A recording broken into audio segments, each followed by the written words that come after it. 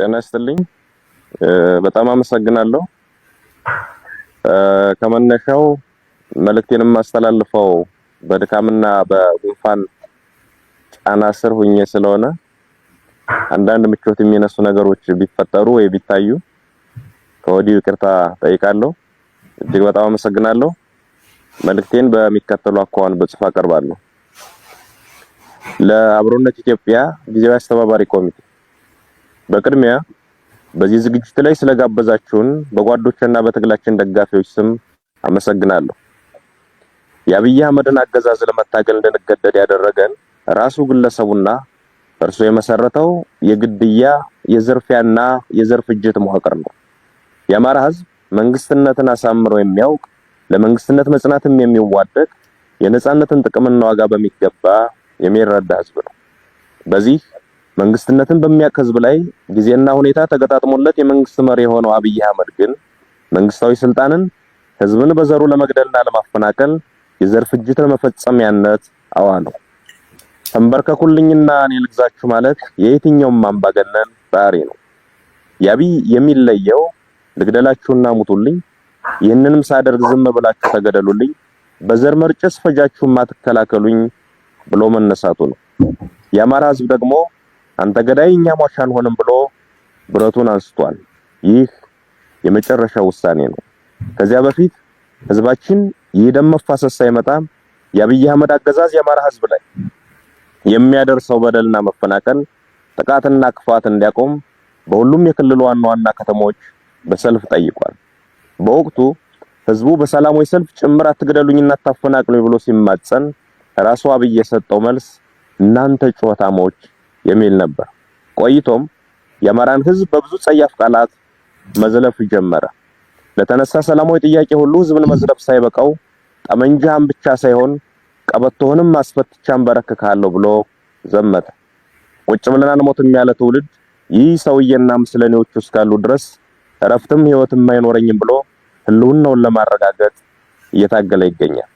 ወዳጆቻችን እንዲያስታውሱት ጠላት ደግሞ እንዲገባው መግለጽ የሚያስፈልገኝ አንድ ነገር አለ። የአማራ ህዝብ ወደዚህ አይነት መራራ ትግል ውስጥ የገባው መሮት ብቻ አይደለም፣ የሰላም መንገዶች ሁሉ ተዘግተውበት እንጂ። የታመመ አዲስ አበባ ሄጄ ልታከም ቢል ተደብድቦ ይመለሳል። በተለያዩ የሀገሪቱ ክፍሎች ያለን አማራ እየገደሉ የተረፈውን አፈናቀሉት። በአንድ ወቅት የተባበሩት መንግስታት ድርጅት እንዳለው በ11 የአማራ ክልል ዞኖች ውስጥ 11 የተፈናቃይ መጠለያዎች ተፈጠሩ። እነዚህን ተፈናቃዮች የደቡብ የኦሮሞ ወይም የቤኒሻንጉል ህዝብ ያፈናቀላቸውና ውጡልኝ ያላቸው አይደሉም። ገድሎ የተረፉትንም ነቅሎ ያፈናቀላቸው የአብይ አህመድና የሽመልስ አብዲሳ አገዛዝ የሻርሊ ሐሰን ተላላኪያዊ መዋቅርና ስራ ነው። የአማራን ህዝብ አፈናቅለው ብቻ አልበቃቸውም። በቀይም መጠን እንገላለን፣ አትግደሉኝ፣ አታፈናቅሉኝ ብሎ በየከተማው በየአደባባዩ ተሰለፈ። ህዝባችን ለጠየቃቸው ጥያቄዎች ሁሉ የሚሰጠው ምላሽ ግድያና ጥቃት ሲሆን አሁንስ በዛ በሚል ውሳኔ እርምጃውን ከሰልፍ ወደ ሰይፍ አሳድጓል። ይህንን ሰይፍ ወደ አፎቶ የምንመልሰው አብይ አህመድና ግብረ አበሮቹ የአማራ ህዝብ የሚገድሉበት ክንድ ሲሰባበር ነው ብሎም ወሰነ። የአማራ ህዝብ አንገት ደፍቶ እንዲኖር የሚፈልግ ኃይል ሁሉ መጀመሪያ እርሱ ራሱ ይደፋል ወይም ይደፋል ብሎ አፈሙዙን ወደ ጥላቶቹ አዙሯል። እናም ሰላም ይምጣ የሚለውን አጀንዳ የአማራ ህዝብ ገና ከማለዳው ሲጠይቀው የነበርና ጥቅሜና ፍላጎቴም የሚከበረው በዚህ መንገድ ብቻ ነው ብሎ የሚያምን እንጂ ፈልጎት ወደ ውጊያ የገባ አይደለም።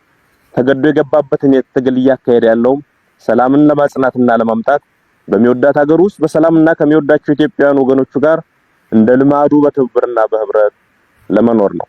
ሰላም ስትራቴጂካዊ ግባችን ነው። የትግላችን ግብም ህልውናችን በዘላቂነት ማረጋገጥና ሰላምን ማምጣት ነው።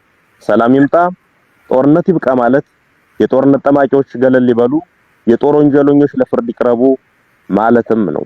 የአማራ ህዝብም ሆነ የመላ ኢትዮጵያውያን ጠላትና በፈረቃም በጅምላም እየገደለ ሰላም የነሳን ሐኪሙም ወዛደሩም ነጋዴውም አርሶ አደሩም ሰርተው እንዳይኖሩ ያደረገው የአብይ አህመድ ገዳይ መንፈስ ነው። ይህ ገዳይ መንፈስ ሰላምን አይፈቅድም። መንግስትነትና መንግስታዊ ስልጣን እጅግ ጥንቃቄ የሚፈልግና ብቃትንም ግድ የሚል ቢሆንም የአብይ ገዳይ መንፈስ ግን መንግስትነቱን ለማሳየት የሚጥረው የመግደል አቅሙን በማስፋትና በማብዛት ነው። መንግስትነት የማህበረሰብን ችግር ለመፍታት ምን ሰራው፣ ምንስ መስራት ይኖርብኛል የሚል መሰረታዊ ጽንሰ ሐሳብን ማዕከል ያደረገ ቢሆንም የአብይ አህመድ ገዳይ መንፈስ ግን ሲያሰላ የሚውለው ስንት እናት ገደሉ፣ ስንት ህፃን አረሩ፣ ስንት ሴት ስደፈሩ እያለ ነው። የአገር ልማት አቁሜ በ10 ቢሊዮን ዶላር እዋጋለሁ፣ ሺህ ዓመት እዋጋለሁ ሲል ያልሰማው ኢትዮጵያዊ የለም። ይህ ገዳይ መንፈስ አሁን ወይም የአማራ ህዝብ አስገዳጅ ሁኔታ ውስጥ ገብቶ ትጥቅ ትግል ማድረግ ከጀመረ ጊዜ አንስቶ የመጣ አይደለም። ገና ስልጣን ከያዘበት ሰሞን ጀምሮ ሲናገረው የነበረ ሆኖም በብዙ ተስፈኛ እምነቶች ምክንያት የተሸፈነለት የሚያንቀሸቅሽ ደም የማፍሰስ ግብና ግብር የነበረው ሰው ነው። አብይ አቅም የሌለው አገር መምራት የማይችል ድውይ ሰው መሆኑን ማንኛውም ተራ ኢትዮጵያዊ የተስማማበት ወቅት ላይ እንገኛለን። የአብይ አቅም ህፃን መግደልና ሴትን መድፈር ነው። የአብይ አቅም ቤተ መንግስት ቁጭ ብሎ ከ500 እና 800 ኪሎ ሜትር ላይ ሰው አልባ ድሮን በመተኮስ አራስ መግደል፣ መምህርና ተማሪ መጨፍጨፍ ነው። የአብይ አቅም የድሃ ልጅ እያስገደዱ ወደ ጦር ሜዳ እየላኩ መማገር ነው። አብይ 1 ግራም ፖለቲካዊ ዕውቀትና እንጥፍጣፊ ወታደራዊ ችሎታ የሌለው ሰው መሆኑን ለማወቅ ባለፉት ዓመታት ያካሄዳቸውን ጦርነቶች ኦዲት ማድረግ በቂ ነው። አንድም ጦርነት ያላሸነፈ ብቻ ሳይሆን ደግሞም ማሸነፍ የማይችል አቅመቢስና አገር ጠል ሰው ነው። የአብይ አቅምና ችሎታ ኢትዮጵያን እየዘረፈ በውጭ ሀገር ፎቅ መደርደር ነው። የአብይ አቅም በቴሌቪዥን እየቀረቡ ድርድር ውሸት ማውራት ነው። አብይ ችሎታ የለውም ማለት ግን ጭካኔ የለውም ማለት አይደለም። ጭካኔውን ልጆቻቸው በወታደሮች እንዲደፈሩ ትዕዛዝ ሲሰጥ የሰሙ እናቶች፣ ወንድሟ አጠገቧ ሲረሽን ያስተዋለች እህት፣ በድሮን ሙሉ ቤተሰቡን ያጣ ቤተዘመድ፣ በመድፍ ቤተክርስቲያኑና መስጂዱ የወደመበት ምዕመን ብቻ ሳይሆን የትኛውም የገጠርና የከተማ ሰው አይቶታል። ይህ ሰውዬ የሚመራው አገዛዝና ለእርሱ ታዛዥ ሆነው የተሰየሙ የሰላም ጸሮችን ሁሉ መመንጠርና የጋራ ሀገር እውነተኛ እኩልነትና ነጻነት የሰፈነበት ኢትዮጵያን መፍጠር፣ አንዱ ገዳይ ሌላው ሟች ሳይሆን ሁላችንም ነዋሪ የምንሆንባትን ሀገር መመስረት የዚህ ትውልድ ታሪካዊ ኃላፊነት ሆኗል። የአማራ ሕዝብ ይህንን ትግል የሚያደርገው ጦርነትን ለማቆምና ሰላምን ለማምጣት እውነተኛ ፍትህ በማስፈን የእልቂትን ምዕራፍ ለመቋጨት ነው። የአብይ አቅም መግደል ነውና የመግደያ በትሮቹን አስጥሎ ህዝብ በሌሊትም በተኛበት ቀንም በዋለበት እገደላለሁ የማይልበትን ሁኔታ ለመፍጠር ነው። በዚህ አገዛዝ ያልተገደለና ያልተበደለ ህዝብ የለም ብለን እናምናለን። ከዚህ በኋላ ባለችው ኢትዮጵያ ውስጥም አንዱ ተንበርካኪ ሌላው አንበርካኪ የሚሆንበት መንገድ መኖር የለበትም ብለንም እናምናለን። ሰዎችም በሙያቸው፣ በማንነታቸው፣ በሃይማኖታቸውም፣ በጾታቸውም በፈረቃና በተናጠል የሚገድለው የሚያስረውና የሚያፈናቅለው የአብይ አህመድና የምስለኔዎቹ ስብስብ በስልጣን ላይ እስካለ ድረስም የትኛውም ህዝብ ሰላም ያገኛል ማለት አይቻልም። እንደዛም አናምንም። በመሆኑም የጎንዮሽ አለመግባባቶችን እየፈታን ዋናው የሰላማችን ጦት ዘበኛ የሆነውን አገዛዝ ለማስወገድ በሁሉም አይነት መንገድ መናበብና መነጋገር ያለብን ወቅት ላይ እንደምንገኝ ማስታወስ ያስፈልገናል። ይህ ግለሰብና ሎሌዎቹ አገሪቱን ይጠሏታል። የእያንዳንዳችንን ህይወት ማሳጣት ሲያቅታቸው አገር አሳጥተውን እነርሱ ወዳዘጋጁት አገር መፈርጠጣቸው አይቀርም። ያ ከመሆኑ በፊት የአንዳችን ቁስል ለሌላችን ህመም ሆኖ አንዳችን ለሌላችን ደራሽ ሆነን ተባብረን ይህን አገዛዝ ለማስወገድ መናበብና የጋራ ግንባር ለመፍጠር መሽኮርመም የለብንም።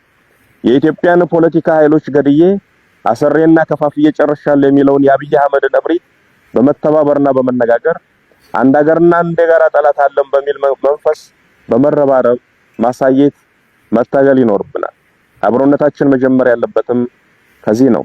የጋራ ሀገር የጋራ ጠላት አለን፣ በጋራ መታገልም ይገባናል ብለን ማመን። ይህንን ስናደርግ ሰላምንም እናመጣለን፣ ጦርነትም ያበቃል። አዲስ ትውልድ፣ አዲስ አስተሳሰብ፣ አዲስ ተስፋ። ክፋት ለማንም፣ በጎነት ለሁሉም። አመሰግናለሁ።